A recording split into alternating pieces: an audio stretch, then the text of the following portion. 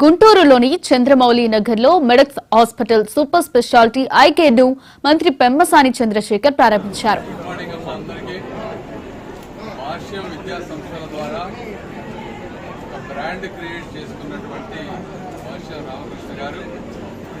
చుట్టుపక్కల అంటే గుంటూరు ప్రాంతంలో దాదాపుగా 4,000 మందికి ఉపాధి, 15,000 మంది స్టూడెంట్స్ ఉన్నటువంటి పరిస్థితి. అయితే ఈరోజు చూస్తే చిన్నపిల్లల్లో ఎక్కువ శాతం డెంటల్ ప్రాబ్లమ్స్ కానీ ఐ రిలేటెడ్ ప్రాబ్లమ్స్ కానీ వస్తున్నాయి. ఇవన్నీ ఎర్లీగా, ముఖ్యంగా ఐ ప్రాబ్లమ్స్ కనుక ఎర్లీగా ఐడెంటిఫై చేయకపోతే విజువల్ ఇంపైర్మెంట్ తోటి బ్రెయిన్ డెవలప్మెంట్ కూడా తగ్గిపోతుంది, వాళ్ళలో నేర్చుకునే శక్తి తగ్గిపోతుంది. ఇవన్నీ ఒక మ్యాండేటరీగా సిస్టమేటిక్గా స్క్రీనింగ్ కనుక చేస్తే ఎర్లీగా ఐడెంటిఫై చేసి కరెక్టివ్ క్లాసెస్ ఇస్తే ఒక వ్యక్తి జీవితాన్ని మార్చేటువంటి విధానం.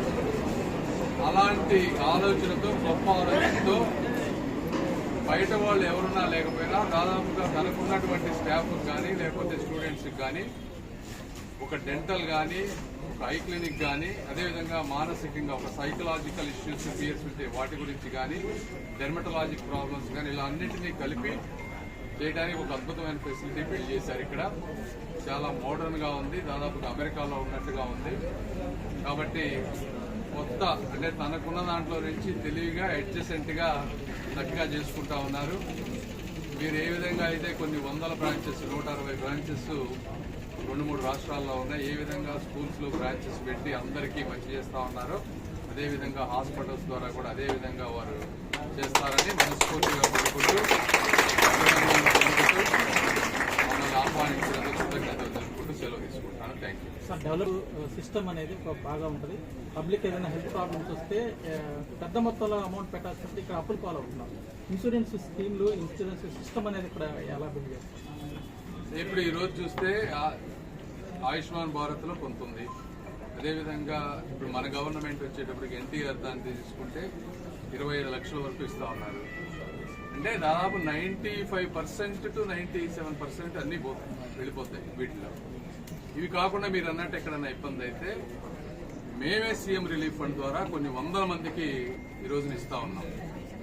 ఇవన్నీ కాకుండా మీరు అన్నట్టు 100% అనేది పెట్టినప్పుడు ఏమవుతుందంటే మీరు అమెరికాలో తీసుకుంటే అమెరికాలో 20% of the GDP health care మీద స్పెండ్ చేస్తారు. 20%, ₹100 కంట్రీకి ఆదాయం వస్తాయి.